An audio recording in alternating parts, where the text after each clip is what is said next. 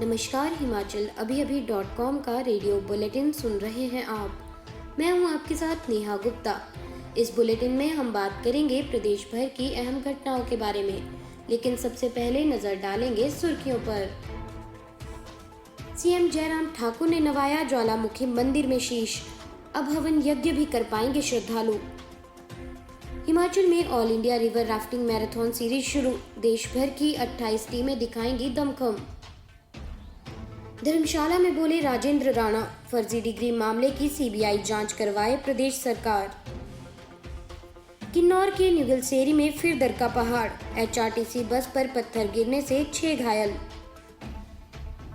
पति को आत्महत्या के लिए उकसाने वाली महिला के घर से मिली चिट्ठियों की 3 बोरियां। एचपीटीयू में मंगलवार से शुरू होगी बी फार्मेसी की स्पॉट काउंसलिंग। रोहतांग व कुंजुम दर्रे पर बर्फबारी होने से घाटी में बढ़ी ठंडक। याद रखें कि कोरोना का खतरा अभी टला नहीं है।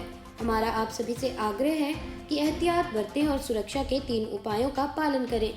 मास्क पहनें, सोशल डिस्टेंसिंग का पालन करें और समय समय पर अपने हाथ साबुन और पानी से धोते रहें। देश भर में कोविड टीकाकरण अभियान चलाया जा रहा है। अपनी बारी आने पर कोरोना का टीका अवश्य लगवाएं। अब समाचार विस्तार से। आपके स्वास्थ्य का प्रहरी श्री बालाजी हॉस्पिटल कांगड़ा हिमाचल।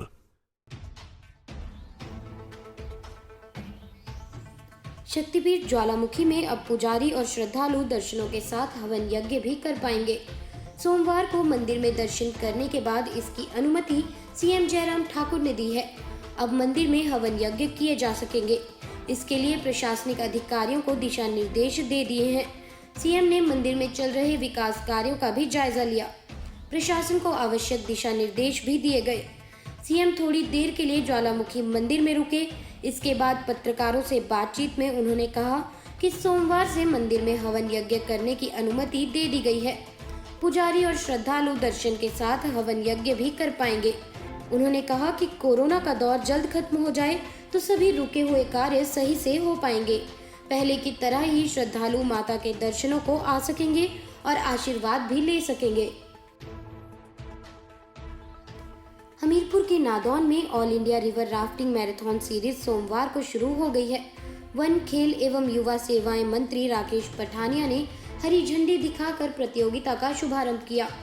8 अक्टूबर तक चलने वाली इस प्रतियोगिता में थल सेना, वायुसेना, सीमा सुरक्षा बल, भारत तिब्बत सीमा पुलिस सहित देश भर के 28 टीमें भाग ले रही हैं।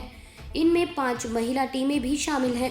राकेश पठानिया ने कहा कि ये पूरे प्रदेश के लिए गौरव की बात है कि नादौन में ये प्रतियोगिता हो रही है।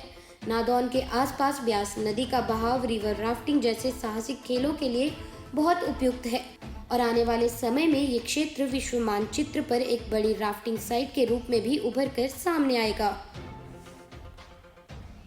हिमाचल में मानव भारती विश्वविद्यालय में फर्जी डिग्रियां बांटने का मामला शिक्षा के क्षेत्र में देश का सबसे बड़ा घोटाला है।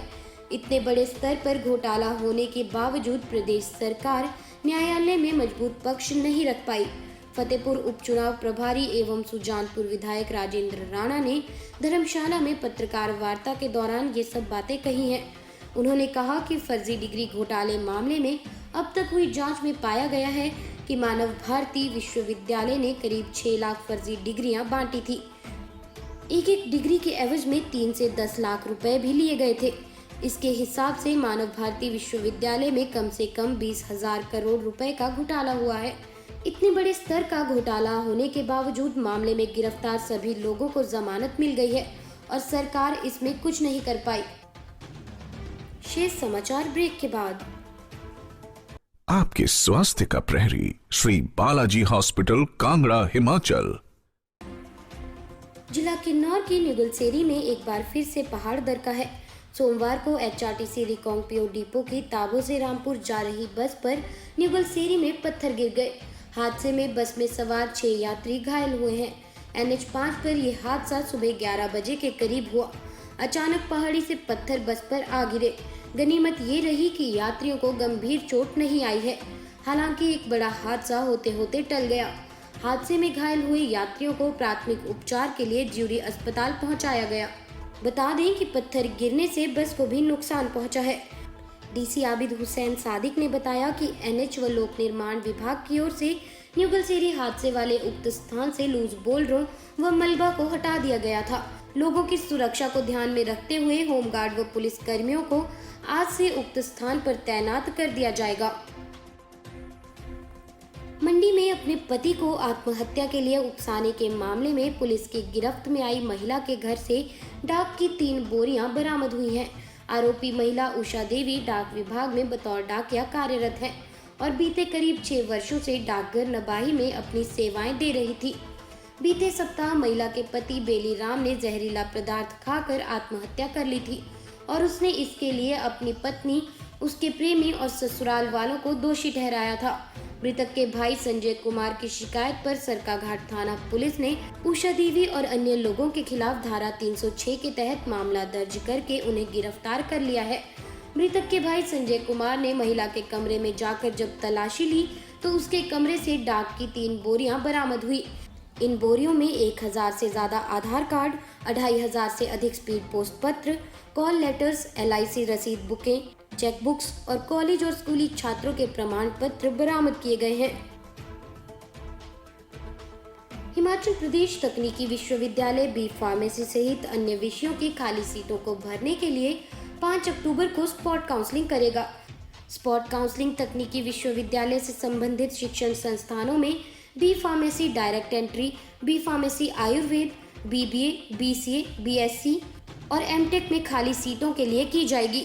अधिष्ठा शैक्षणिक प्रोफेसर राजेंद्र गुलेरिया ने कहा कि उपरोक्त विषयों की कई शिक्षण संस्थानों में सीटें खाली रह गई हैं, जिन्हें भरने के लिए स्पॉट काउंसलिंग करवाई जा रही है। जिला कुल्लू में सोमवार को जहां निचले इलाकों में बारिश हुई तो वहीं ऊंची चोटियों पर भी बर्फबारी का दौर शुरू हो गया है। कुल्लू जिले के पर्यटन नगरी मनाली के साथ लगते रोहतांग दर्रे पर भी हल्की बर्फबारी हो रही है। इसके अलावा स्पीति घाटी के कुंजुम दर्रे पर भी बर्फबारी के चलते वाहनों की आवाजाही प्रभावित हुई। हालांकि अभी तक रोहतांग व कुंजुम दर्रे पर वाहनों की आवाजाही सुचारू रूप से चल रही है। प्रशासन ने भी वाहन चालकों से आग्रह किया है कि वो मौसम की स्थिति को ध्यान में रखते हुए ही सफर करें। बता दें कि सोमवार को दोपहर के समय कुल्लू जिला के निचले इलाकों में भी बारिश हुई है, जिस कारण घाटी में ठंड का आलम शुरू हो गया है। मौसम विभाग के अनुसार 6 अक्टूबर तक पहाड़ी इलाकों में बारिश का अंदेशा व्यक्त किया गया है। वहीं जिला कुल्लू में कृषि व बागवानी का कार्य बारिश के चलते प्रभावित रहा है। इस बुलेटिन में बस इतना ही। कल फिर मुलाकात होगी। नमस्कार।